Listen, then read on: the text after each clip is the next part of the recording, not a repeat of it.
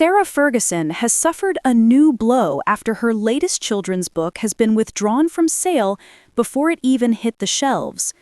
Sarah, who lost her title Duchess of York last month, was set to celebrate the release of her newest book, Flora and Fern, Kindness Along the Way, in October. However, the publication of the book was delayed and is now reportedly not set to go ahead. This is likely to be as a result of the scandals Sarah has found herself entangled in, with it being revealed just weeks ago that she emailed the late convicted pedophile Jeffrey Epstein in 2011 after he was released from prison for child sex offenses. The email saw Sarah call Epstein her supreme friend and apologize for criticizing him in a media interview, with a spokesperson for the former Duchess saying she only sent the email at the time out of fear Epstein was going to sue her for defamation. While unconfirmed, it is believed this could be the reason why her latest book is not set to hit the shelves anytime soon. As reported by the BBC, the book was originally shown as being available from 20 November on Amazon. However, it is no longer on the website. Nielsen IQ book data confirmed to the BBC that the title had been marked as withdrawn from sale at the request of the publisher, New Frontier Publishing, with no comment made on why this is. BBC News said that Neil Denny, from the book trade news website Book Brunch, told them that the recent scandals Sarah is involved in is likely to be to blame for the lack of publication. Denny told the publication, "You have to imagine it's to do with the current controversies. It's not the right time to release a book by Sarah Ferguson." The bluntness of that assessment cut to the essence of why a publisher might choose to step back. For Ferguson personally, the withdrawal is more than a business setback. It lands amid a profound recalibration. Public roles that had once seemed permanent, patronages, honorary connections, regular television slots, have become negotiable. Some have been quietly rescinded. The very title by which the public recognizes her, a courtesy of her former marriage, was suddenly diminished in the public imagination by events connected to her ex-husband. Reporters and commentators have written, sometimes sympathetically and sometimes not, about a woman negotiating the ruins of a public life in which privilege, family legacy, and personal missteps collide. The optics of a children's author facing allegations tied to an adult scandal are inevitably stark. Yet to recount the headlines is not to narrate the human reality in full. The Sarah Ferguson, known to publishing colleagues, is a different figure from the one summarized in polemical columns. She is, by every testimony from illustrators and editors who have worked with her, someone who loves the craft of storytelling, the cadence of a sentence designed to be read aloud, the rhythm of a page turn, the way a child's face softens when a character is safe again by the last illustration. Friends and former collaborators say she has always been intent on creating stories that help children discover empathy and resilience, the very themes Flora and Fern was said to celebrate. It is this dissonance between a creative life devoted to small comforts and the large public narratives that now envelop her that lends the moment its melancholy quality.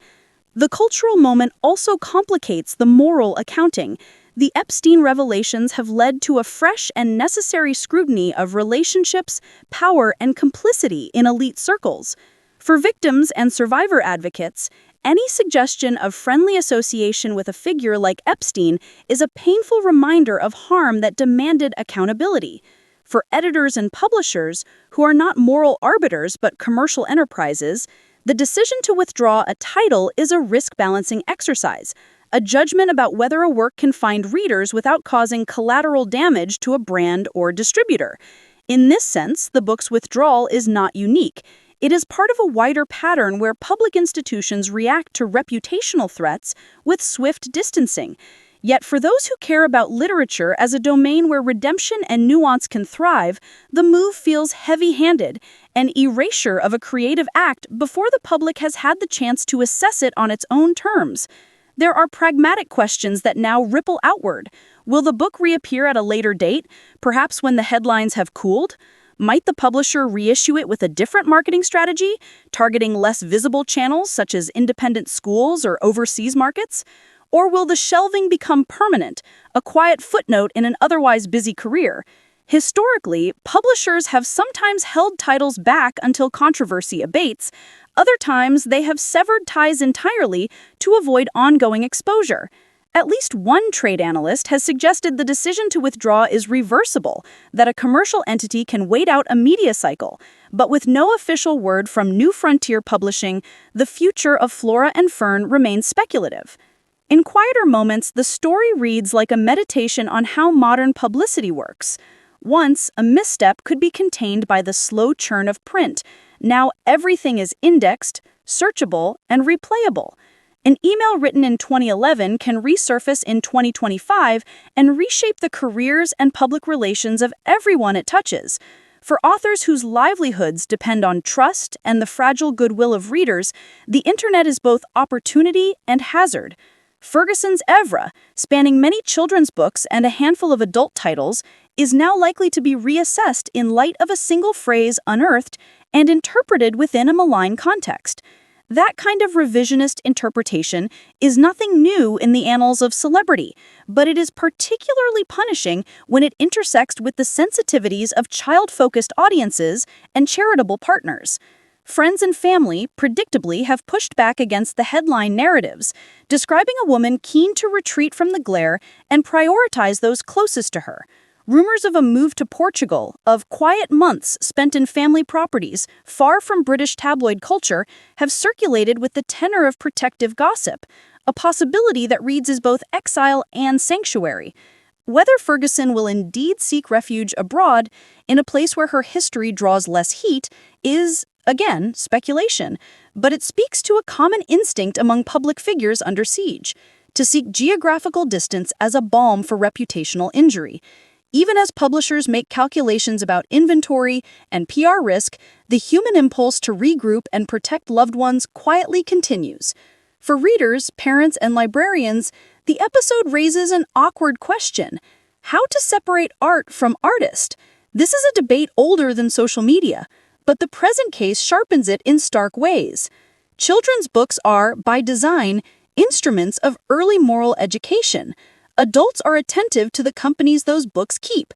Libraries and schools, which increasingly operate under the watchful eye of parent groups and trustees, must ask whether retaining a title authored by someone on the back pages of Scandal invites controversy into learning spaces. Publishers, meanwhile, must hedge not only reputational risk, but the logistical headache of returns, unsold stock, and retailer relations. The convergence of these forces can make a single email the fulcrum on which months of planning pivot. There is a final, quieter dimension to this story: the small economies of consolation. For an author accustomed to seeing her name on spines and in catalogues, the absence of a new title carries a distinct sting. A withdrawn book is a project unfinished in the public imagination. Its illustrations might sit completed on a hard drive, its proofs sent to press, its promotional copy written and scheduled, the creative labor invested in a children's book, the late nights reworking a rhyme, the painstaking attention to how a page turns, rarely appears in the news cycle. Those small domestic acts of craft are the least newsworthy and the most humanly resonant parts of the story. If Flora and Fern had been designed to teach kindness, its removal from sale creates an irony that will not be lost on anyone who works in the intimate, patient world of making books for children. As the days fold into the next week and then the next, the immediate media fervor will likely recede and other events will claim headlines. Titles will be counted and recalls filed, and publicists will draft statements. Whether Flora and Fern returns to the market, or whether it remains a permanent absence, the episode will stand as a small case study in how reputations are managed and unmade in the digital age. For Sarah Ferguson, the withdrawal is more than the loss of a single publication. It is another, unmistakable sign that her public life has entered a new phase of uncertainty. In that phase, the familiar measures of success, a book's sales, the warmth of an audience, the quiet joy of a reading corner, are now weighed against a more corrosive currency: public trust. Whatever the outcome, The story leaves a residue of questions about forgiveness, accountability, and the possibility of rehabilitation in the cultural sphere. It also reminds anyone who works in publishing that every title exists within a broader social ecology, one in which market decisions are rarely neutral and where the most private of words can have the loudest of echoes. For now, Flora and Fern sits in the catalogue of what might have been, a withdrawn promise, its pages unseen by the children for whom it was written, its message of kindness caught, paradoxically, in the crossfire of adult controversy.